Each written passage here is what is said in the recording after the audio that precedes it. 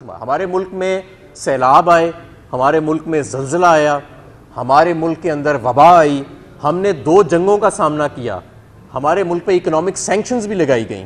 लेकिन जो पिछले 11 माह के अंदर माशी तबाही आई है और आम आदमी की ज़िंदगी के अंदर जो परेशानी और मुश्किलात आई हैं और जिस तरह पाकिस्तान के पोटेंशल को और पाकिस्तान की सोसाइटी को तबाह किया गया है, इससे पहले कभी नहीं हुआ। आज इंटरबैंक मार्केट के अंदर इस वक्त जो रेट जा रहा है, अभी कोई पता नहीं लगता, 10-10 रुपये की वेरिएशन आ रही है एक मिनट के बाद। इस वक्त 278 रुपये रेट जा रहा है, इस वक्त 2-2:15 बजे हैं और ओपन मार्केट में 310 रुपये के करीब रेट बताया जा रहा है। IMF प्रोग्राम कहाँ खड़ा है किसी को कोई पता नहीं। वज़ीर मुमलिकत जो हैं आयशा गौस पाशा, वो 3 हफ्ते से छुट्टी पे हैं। वज़ीर ख़जाना TV पे अब नहीं आते और वज़ीर आज़म इस मुल्क के जो मुसल्लत किए गए हैं वो मईशत के हवाले से गुफ्तगू करते ही नहीं हैं।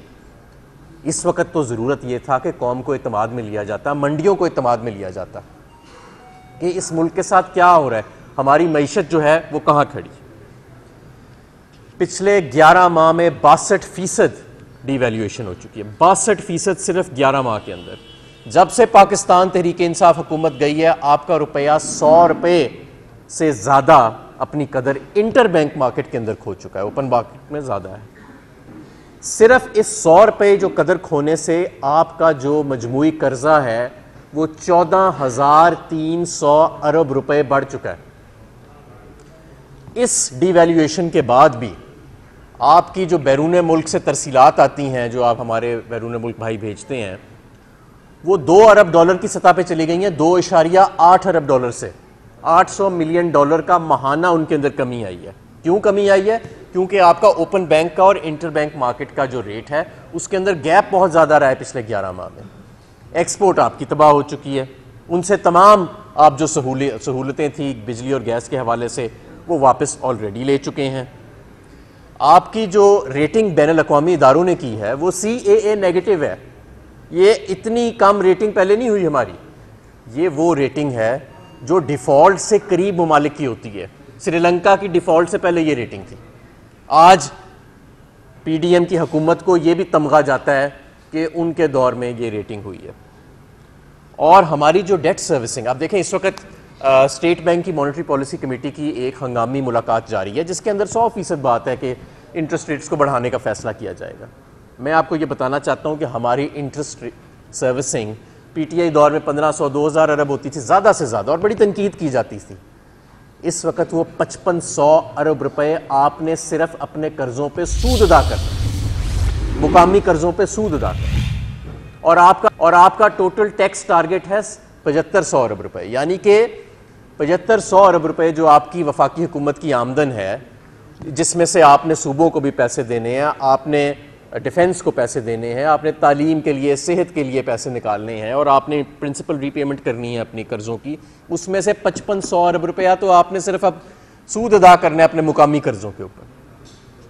तो ये इस वक्त जो मईशत की सूरत हाल है, मैं समझता हूँ कि ये इंतहाई ख़तरनाक है। और ये बात हम बार बार हंगामी तौर के ऊपर हम ये बात बार बार वार्निंग देते रहे कि इनसे मईशत नहीं संभल रही, इनके आइडिया। अब देखें, जब आप इंटरेस्ट रेट फिक्स करते हैं और जिस तरह इसहाक डार साहब मईशत चलाते हैं, उस तरह मार्केट में डिस्टॉर्शंस आ जाती हैं। ये पहली मरतबा नहीं हुआ कि इन्होंने मईशत को तबाह किया, इससे पहले भी इन्होंने मईशत को 2 मरतबा ये तबाह कर चुके हैं। और इस हुकूमत को आप ये अंदाज़ा लगाएं कि इस हुकूमत को इक़्तिदार में रखने के लिए क्या नहीं किया गया।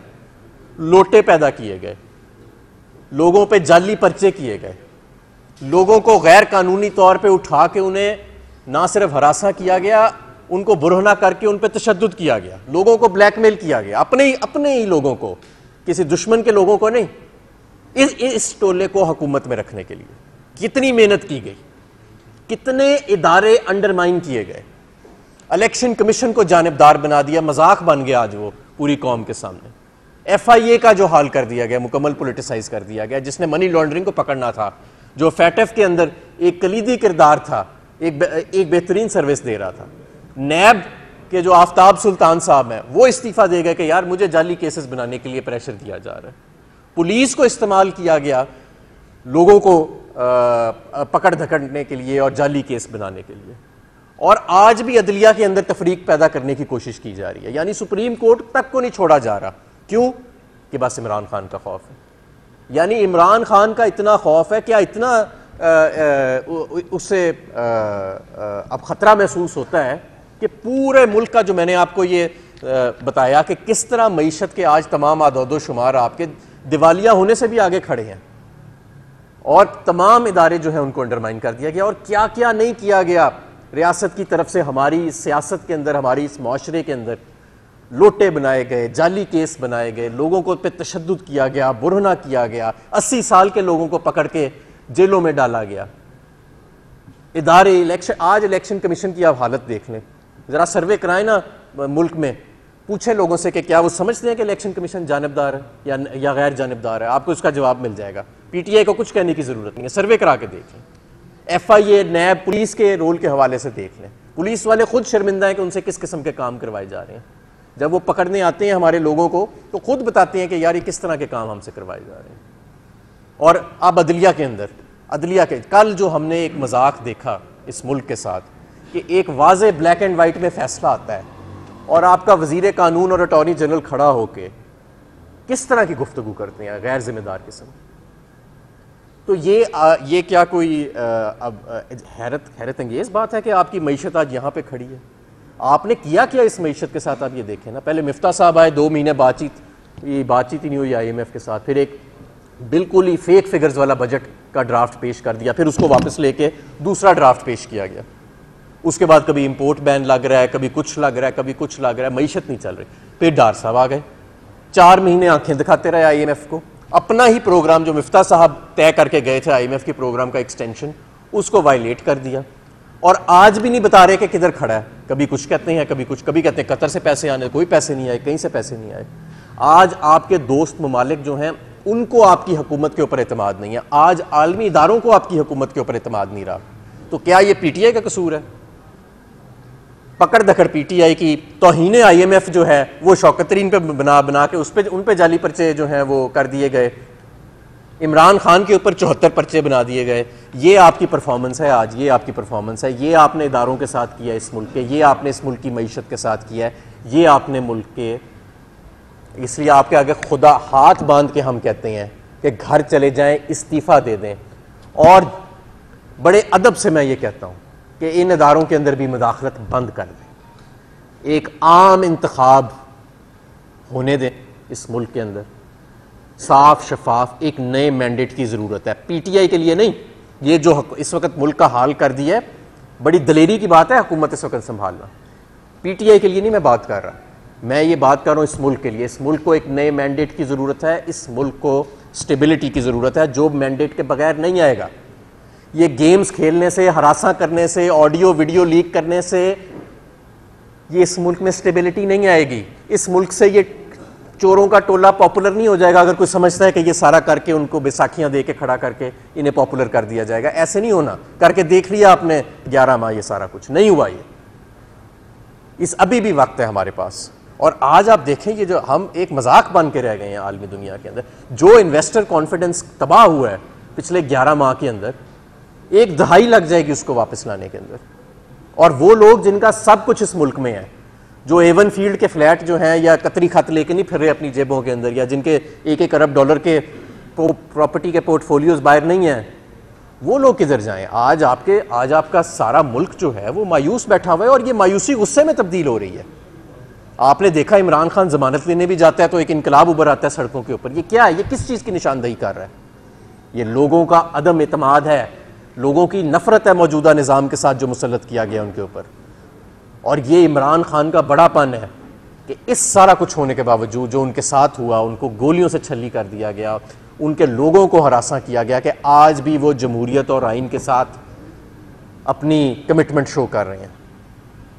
तो लिहाजा जो आज हमारी मईशत का हशर हो चुका है, जो हमारी इस वक्त सूरत हाल बन चुकी है मुल्क की, ये कभी पहले जंग के दौर में, वबा के दौर में, बदतरीन जल्जलों के दौर में आज तक ऐसे कभी नहीं हुआ। बहुत ही मायूस कुन, बहुत ही जैसे कहते हैं ना कि दिल दुखता है ये देख के कि कहाँ हमारा मुल्क 11 माह पहले खड़ा था और किधर इन जालिमों ने लाके खड़ा कर दिया अपने और अभी भी तजर्बे जारी हैं, कोई नए नए किस्म के। कल भी जाली केसेस जो हैं मुझ पर और बाकी लोगों पर, दहशतगर्दी के जाली केसेस बिल्कुल उनको बनाया गया। अभी भी इनका ख्याल है कि शायद ये करने से, डराने धमकाने से अब नहीं होना ऐसे, अब ये मामलात आगे चले गए हैं। तो लिहाजा फौरी तौर पे हमें इलेक्शंस की तरफ जाना चाहिए, आम इंतखाबात की तरफ जाना चाहिए। ये और इंटरिम हुकूमत के हवाले करें, वफाकी गवर्नमेंट को भी। ये जो इस वक्त ये लोग बैठे हैं बिल्कुल गैर संजीदा हैं। और सुनने में ये आ रहा है कि इस्टेब्लिशमेंट को ये शायद कहा जा रहा है कि जी अगर इलेक्शन होए तो फिर ये IMF का मुआहदा नहीं करेंगे। सुनने में ये कहा रहा है, आज कोई सोशल मीडिया पे ये बात चली थी। और अगर ये बात गलत है तो इसहाक डार साहब और शहबाज शरीफ साहब TV पर आएँ और आके क्लैरिफाई करें कौम को इस मुआहदे के हवाले से और मईशत के हवाले से। और अगर ये बात दुरुस्त है जो मैं कह रहा हूँ, तो इससे बड़ी गद्दारी क्या हो सकती है आपके मुल्क के साथ कि आप अपनी छोटी सी सियासत के लिए, छोटी सी कुर्सी के लिए, वो उस पर भी आपको किसी ने मुसल्लत किया हुआ है, को मुसल्लत करके चला गया और अभी तक कर रहे हैं कुछ लोग बैठे, उस छोटी सी कुर्सी के ऊपर आप जो है, जिस पर ना आपको कोई मानता है, 0% आपकी अप्रूवल रेटिंग है, उसके लिए आप पूरे मुल्क की मईशत को ख़तरे में डाल रहे हैं और केस बना रहे हैं इमरान खान पे गद्दारी के और शौकत तरीन पे। तो कोई शर्म करें, कोई हया करें। इस मुल्क के साथ जो आपने कर दिया है, ये आपकी ये अब कोई उम्मीद ना रखे कि ये लोग अब बाहर निकल सकेंगे या किसी को मुंह दिखा सकेंगे। ये मुल्क अपना फैसला कर चुका है और इसके फैसले को तस्लीम किया जाए, अवाम को मौका दिया जाए अपने लोगों, अपने हुक्मरानों को चुनने का साफ शफाफ तरीके से, और ये गेम्स खेलनी बंद कर दी जाए। ये गेम्स ही हमें यहाँ तक जो है वो ले आई हैं। तो मेरा आज मकसद यही था मईशत के ऊपर गुफ्तगू करने का कि मैं आपको बताऊं कि सूरत हाल कहाँ तक पहुँच चुकी है। और इसका हम एक बार, मैं ख़ुद भी, हमारी इकोनॉमिक टीम भी, हम वार्निंग देते रहे हैं कि ये सूरत हाल यहाँ तक आ जाएगी जिस तरह से मुल्क को चलाया जा रहा है। और आज अगर अभी भी हम स्टेबिलिटी की तरफ और आम इंतखाबात की तरफ नहीं जाते तो फिर ये इस मुल्क में आपको किस तरफ इस 22 करोड़ के मुल्क को लेके जा रहे हैं आप? क्या आपका विजन है, क्या प्लान है? प्लान तो हमें खैर आज तक नज़र नहीं आया। शहबाज शरीफ साहब ने तो आज तक मईशत पे गुफ्तगू भी नहीं की। तो सूरत हाल बहुत संगीन है। हर पाकिस्तानी जो बाहर, जिसने अरबों करोड़ों डॉलर जो हैं वो लूट के नहीं रखे हुए, जिसने एवन फील्ड और सरे महल नहीं बनाए, वो हर पाकिस्तानी, चाहे उसका किसी भी जमात से ताल्लुक़ हो, वो आज पाकिस्तान के लिए परेशान है और गुस्से में है। और इसका एक ही रास्ता है और वो रास्ता मैंने आपको बता दिया। जी, सवाल आज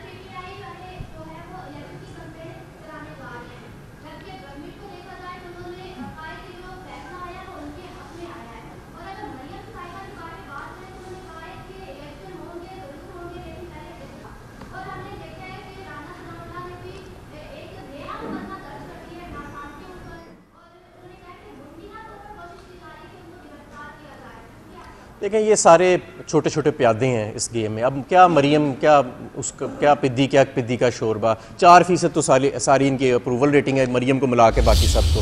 ये बिलावल बच्चे की 1% है सिर्फ, और शहबाज शरीफ की 0% है जो नए आ रहे हैं। अवाम का तो इनके पास इत्तेमाद है नहीं। और बढ़ के ये राना सनाउल्लाह साहब पता नहीं कब से मार रहे हैं। और आज ये सूरत हाल है कि अपने आप को सियासी लोग कहते हैं और इंतखाबात का नाम सुन के इनको रात को नींद नहीं आती है। तो इनकी ये बातें बिल्कुल गैर संजीदा हैं। और मरियम बीबी जो बात कर रही हैं कि जी पहले तराजू बराबर होएगा, कभी चोर का और सादिक और अमीन का तराजू भी बराबर हो चुका है। ये इत्तेफाक फाउंड्री का तराजू नहीं है जो चोर और एक ईमानदार आदमी को बराबर कर दे। ये इंसाफ का तराजू है। जिसने अरबों लूटे हैं उसके लिए तराजू का पलड़ा फ़र्क होगा, और जो सादिक और अमीन है, जिसके नाम पे आज अरबों रुपए इकट्ठे होते हैं, जो सारी दुनिया में जिसकी ईमानदारी के चर्चे हैं, उसके लिए तराजू का हमेशा फ़र्क होएगा, अगर तो इंसाफ का तराजू है।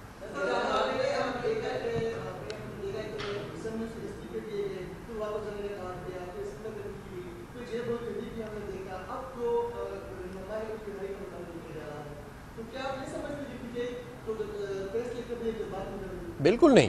देखें, हम इस मुल्क को इलेक्शंस की तरफ ले जाना चाह रहे हैं, और अगर ये मुल्क, मैं आपको दावे से कहता हूँ, अगर ये मुल्क अप्रैल में भी इलेक्शंस की तरफ चला गया होता तो आज शायद आपका रुपया 200 से भी नीचे होता। आज शायद आपकी मईशत 4, 5, 6% पे ग्रो कर रही होती, शायद इससे भी ज़्यादा पे। आज आपके मुल्क में स्टेबिलिटी होती, एक मुस्तहकम हुकूमत, चाहे हमारी होती या किसी और की होती, लेकिन एक मुस्तहकम हुकूमत कायम होती। आज इन बैनुल अक़वामी इदारे जो हैं उनमें आपकी क्रेडिबिलिटी होती।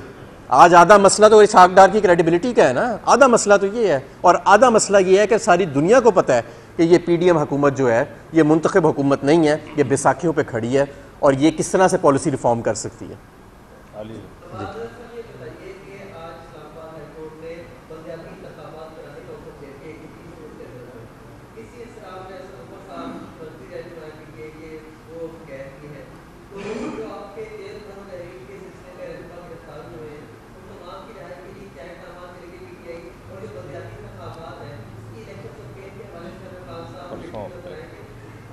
हमने लीगल टीम इमरान खान साहब ने तश्कील दे दी है इनकी रिहाई के लिए और इनकी ज़मानत के लिए हम मूव करेंगे तमाम लोगों की।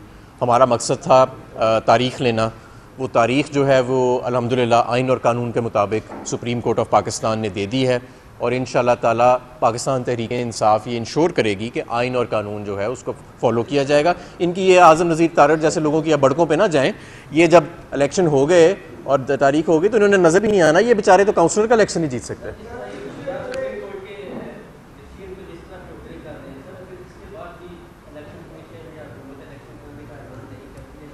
तो आर्टिकल 6 है, फिर देखें, फिर सिर्फ तौहीन अदालत नहीं, फिर तो आर्टिकल 6 है। ये आर्टिकल 6 जो है, ये जो कानून आइन में मौजूद है, ये आइन शिकनी के लिए मौजूद है। और इससे बड़ी आइन शिकनी क्या है कि वो ये कह रहे हैं कि जी जज साहिबान ब्लैक एंड वाइट में लिख रहे हैं कि इंतखाबात होंगे और ये कह रहे हैं नहीं जी ये हमारे मुताबिक, तो ये जज साहिबान है, जज साहिबान खुद कह रहे हैं, तो ये तो आइन शिकनी आर्टिकल 6 है। बात यह है कि जिस दिन कासिम सूरी साहब की स्टेटमेंट आई थी और वो हमारा अदम एतमाद का था, तो प्रिजन वैन बाहर आके खड़ी हो गई थी ना पार्लियामेंट हाउस के। तो ये तो साफ वाज़े तौर पे सुप्रीम कोर्ट का ब्लैक एंड वाइट के अंदर एक फैसला है। अगर इसको तस्लीम नहीं किया जाता तो ये बेचारे थोड़े से हैं, आधी प्रिजन वैन में पूरे आ जाएंगे। बहुत शुक्रिया जी। तहरीक इंसाफ के रहनुमा हम्माद अजहर इस्लामाबाद में प्रेस कॉन्फ्रेंस कर रहे थे। उन्होंने कहा कि हुकूमत इस्तीफा दे और जाए। शहबाज शरीफ ने आज तक मईशत पर बात तक नहीं की। IMF प्रोग्राम कहाँ खड़ा है किसी को नहीं मालूम। वजीर आजम कौम को एतमाद में नहीं ले रहे। मुल्की मईशत की सूरत हाल इंतहाई खतरनाक है। हुक्मरानों से मईशत नहीं संभल रही।